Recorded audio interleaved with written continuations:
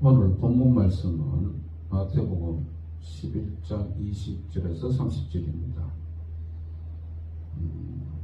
근데 본문은 두 단락으로 나눠볼 수 있는데 20절에서 24절까지는 이스라엘의 왕과함에 의한 심판 예고를 하신 것과 25절에서 30절까지는 수고하고 무거운 짐진 자들을 향한 연민과 긍휼을 나타내시는 부분이라 할 수 있겠습니다.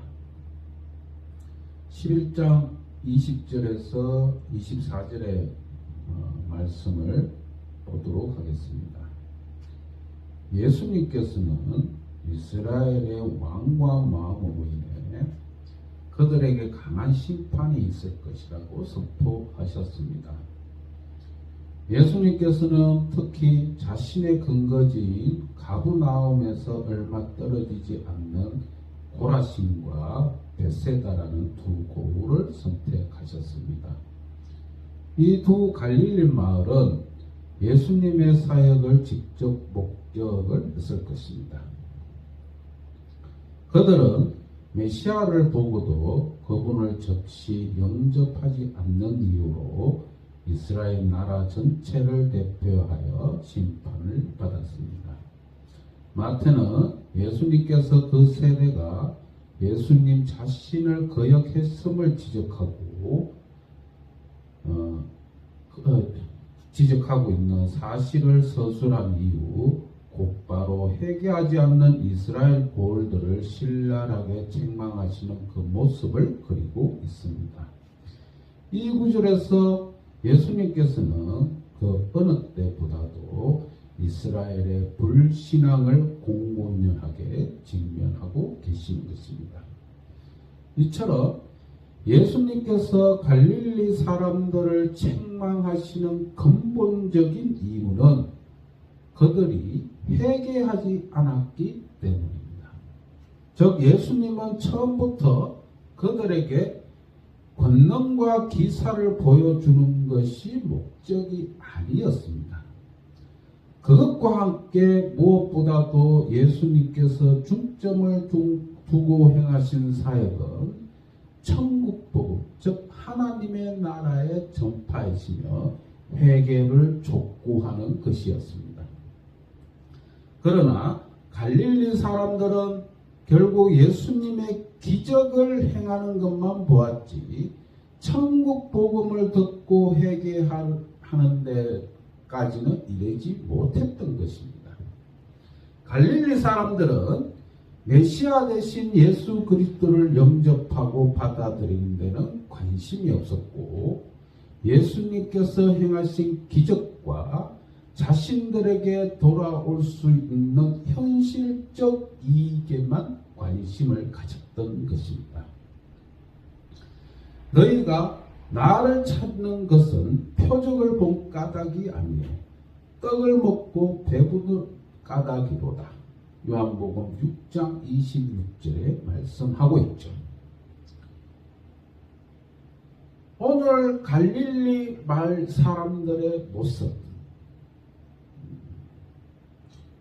우리 교회는 과연 갈릴리 사람과 같이 기적과 자신들에게 현실적 이익에 더 관심을 가지고 있지 않는가? 인생의 어려움을 해결하고 기적을 바라고 아픔이 해결되고 건강이 회복되고 자녀 문제가 완전히 해결되길 바라는 마음에서 예수님을 믿고 있지 않는가? 즉 문제없는 인생을 바라는 그런 값싼 은혜에만 치우쳐진 믿음을 가지고 있지 않는가를 한번 생각해 보시는 시간이 되시기 바랍니다. 한편 고라신은 나무가 많은 곳이란 뜻으로 오늘날 발견되는 유적에 의하면 당시에 상당히 중요한 도시였음을 알 수 있습니다. 특히 고라신은 예수님의 초기 사역이었던 가브나움에서 약 3km 이내 인접한 도시였습니다. 또한 베세다는 어획 장소라는 뜻을 가지고 있으며 갈릴리 바다 동북쪽에 있던 성이었습니다.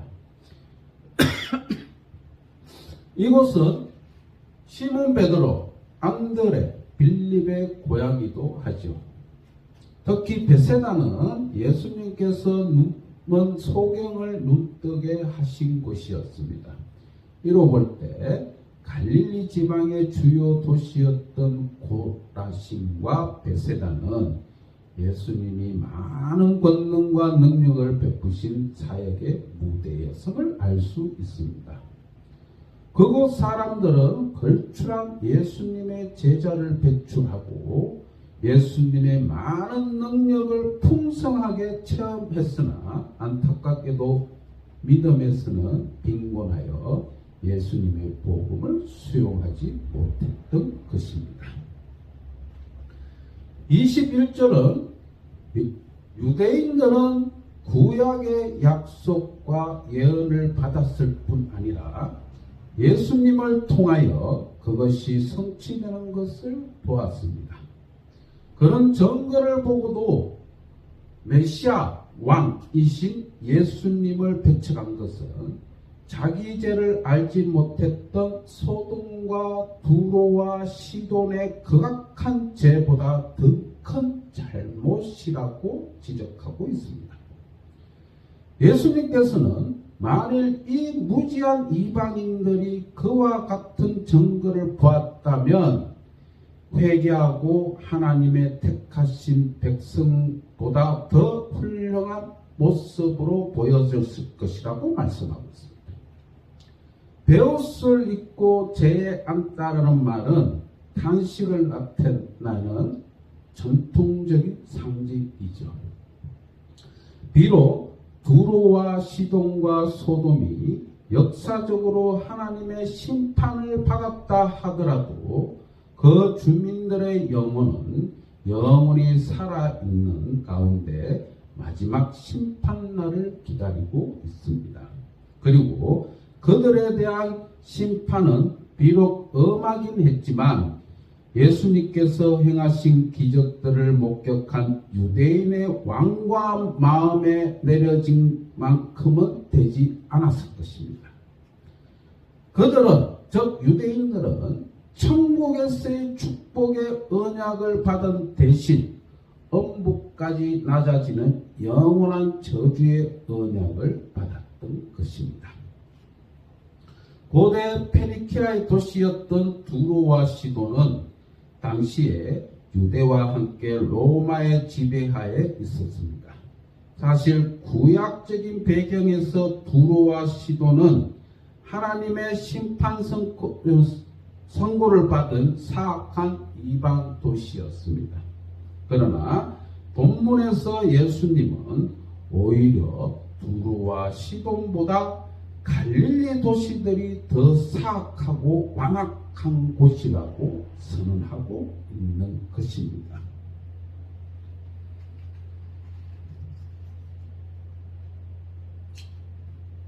두 번째 단락 11장 25절에서 30절을 좀 간략하게 설명한다면 예수님께서는 믿지 않는 다수를 향하여 공의의 분노인 심판 예고와 다른 이스라엘의 어린 아이들 자신에게 나오는 수고하고 무거운 짐진 자들을 향한 연민과 긍휼을 표현하고 계십니다. 성경에는 불신앙의 백성들 가운데 남아있는 신실한 남은 자들이라는 주제가 반복되고 있죠. 비록 이스라엘의 대다수는 언약관계라는 하나님의 은혜로운 제안을 거절했지만 그 가운데 몇몇은 하나님 앞에서 자신을 낮추고 천국으로 회복시키는 하나님의 인도하심을 받아들이는 천국의 종으로서의 성품을 드러내고 있습니다. 25절에서 27절을 보면 이 구절에서 예수님께서는 하나님을 향하여 말씀하십니다. 또한 전능하신 하나님의 지혜와 은혜를 찬양합니다. 그것은 곧 진리의 계시를 받을 사람과 그렇지 못할 사람을 분별할 수 있는 지혜와 그 계시를 받은 사람들을 향한 은혜입니다. 고린도전서 1장 18절에서 31절에 이곳에도 암시하고 있죠. 한 예로 고린도전서 1장 19절을 보면 내가 지혜 있는 자들의 지혜를 멸하고 총명한 자들을 총명을 폐하리라. 그리고 27절에는 더 분명하게 나타나죠. 그러나 하나님께서 세상에 미련한 것들을 택하사 지혜 있는 자들을 부끄럽게 하려 하시고 세상에 악한 것들을 택하사 세상에 약한 것들을 택하사 강한 것들을 부끄럽게 하시며 라고 말씀하고 있죠. 즉 27절에 나타나는 사실은 사람은 자기 혼자서는 하나님만이 계시할 수 있는 초월적 실체를 알거나 깨달은 능력이 없다는 것을 말씀하고 있는 것입니다.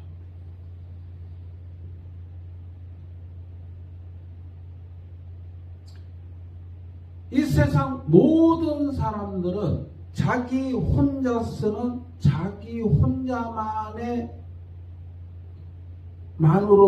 절대로 자신이 교만한지, 자신이 어리석은지, 자신이 겸손한지 알 수가 없는 것이 인간입니다. 자기 거울이 있을 때만이 자신의 모습을 볼 수 있는 것이 인간입니다. 그게 인간의 한계입니다.